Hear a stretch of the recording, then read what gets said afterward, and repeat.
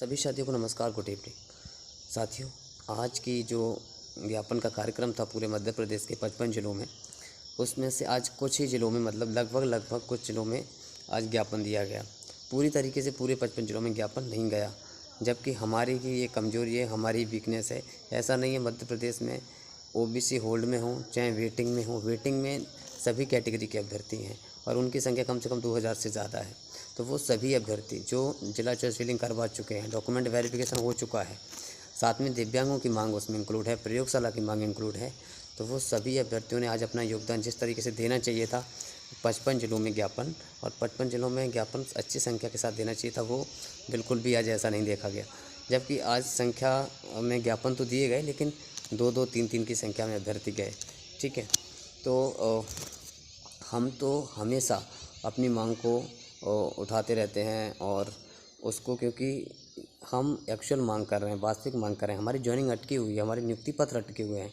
अगर हम यहाँ से भी अगर कुछ नहीं कर पाए तो मान लीजिए आने वाले समय में हमें बहुत टाइम लगेगा, और टाइम का कुछ भी नहीं पता है, क्योंकि 12 साल का ऑलरेडी हम जो है गैप ऑलरेडी भुगत चुके हैं। तो अब जाके कितना टाइम लगेगा बिल्कुल नहीं पता। तो हम चाहते हैं कि ये चीज़ें बिल्कुल कम से कम ये तो क्लियर हो ही जाए, जिनके चॉइस फिलिंग हो चुकी है, जिनके डॉक्यूमेंट वेरिफिकेशन हो चुके हैं, और जो जायज़ मांग है वो कम से कम पूरी हो जाए।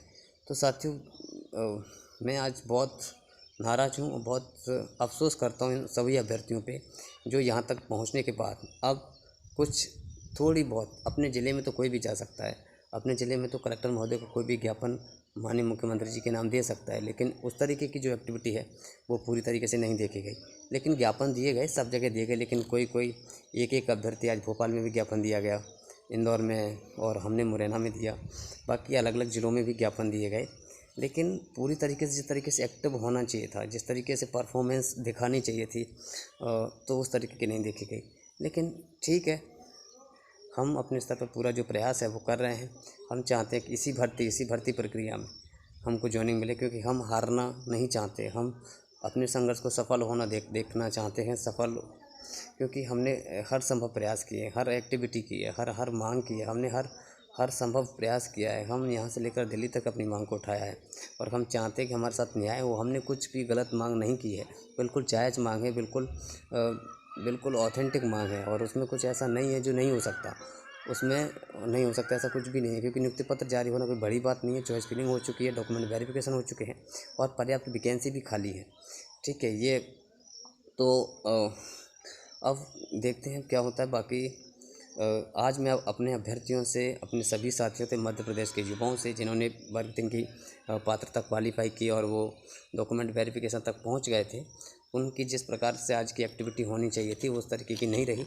लेकिन कहीं ना कहीं हमारी वीकनेस हमें निराशा दे सकती है आने वाले समय में, क्योंकि अगर हम यहाँ से भी अपने डॉक्यूमेंट्स अपलोड करवाने के बाद, वेरिफिकेशन करवाने के बाद, यहाँ तक पहुँचने के बाद भी अगर जॉइनिंग नहीं ले पाए, तो ये आने वाले समय के लिए हमारे लिए बहुत से अभ्यर्थी ऐसे होंगे जो आगे भर्ती में कोई एग्ज़ाम नहीं दे पाएंगे, ओवरेज हो जाएंगे, बहुत सी सारी प्रॉब्लम्स रहती हैं, आगे वो शायद यहाँ तक ना पहुँच पाएँ। तो हमारी सबकी कोशिश यही है कि हम सब पहुँच जाएँ, जॉइनिंग मिल जाए, कैसे भी करके मिल जाए। हमारा जो संघर्ष है आज तक 2 साल का, वो सफल हो जाए। हम संघर्ष को सफल होना देखना चाहते हैं।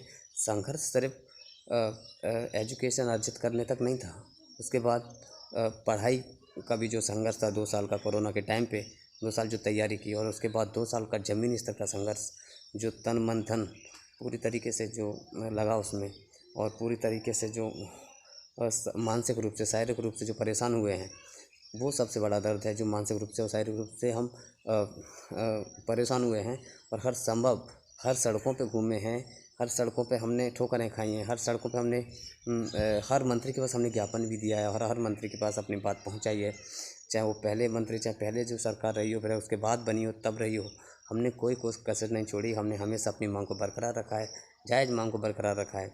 अब अगर हमारी मांग पूरी नहीं होती है तो हम क्या कहें, मतलब। तो साथियों, खैर संघर्ष अपने हाथ में होता है, मांग अपने हाथ में होती है। जो संवैधानिक अधिकार है हमको प्रोटेस्ट करने का, अपनी मांग उठाने का, ज्ञापन देने का और मांग रखने का, अगर उसके द्वारा भी कुछ हमको न्याय नहीं मिलता है तो अब इसके बाद कहना ही क्या है फिर। ठीक है साथियों, आप तो ठीक है। बाकी आज का जो कार्यक्रम था वो किसी भी लगभग सफल मान सकते हैं कि हो गया और सभी ज़िलों में लगभग ज्ञापन दिए गए। तो ठीक है साथियों, बाकी आगे की जो भी रणनीति है देखते हैं। लेकिन जिस तरह की आज निष्क्रियता देखी गई है अभ्यर्थियों के द्वारा, वो मुझे निराशाजनक लगी है बहुत ज़्यादा। क्योंकि अगर आप इस समय एक्टिव नहीं दिख रहेंगे ज़्यादा और अपनी पूरी कोशिश नहीं करेंगे तो मुझे नहीं लगता, क्योंकि मैं कितनी पीड़ा झेल रहा हूँ। क्योंकि मुझे भी जॉब की ज़रूरत है ना, और सबको ज़रूरत है उस जॉब की जिसको लिए हम मेहनत कर रहे हैं। तो अगर हमारा संघर्ष सफल होना आप सब देखना चाहते हैं तो मेहनत में बरकरार रखिए, कंटिन्यू मेहनत करिए और अपनी अपनी मांग ज़रूर उठाइए, जिससे हम सब सफल हो सकें। ठीक है साथियों, तो बस बाकी ज़्यादा मैं कुछ नहीं कहना चाहूँगा, क्योंकि आप सब जानते हैं सब मैच्योरिटी रखते हैं, सब सीनियर हैं अपने आप में, सब 25+ एज में जा रहे हैं।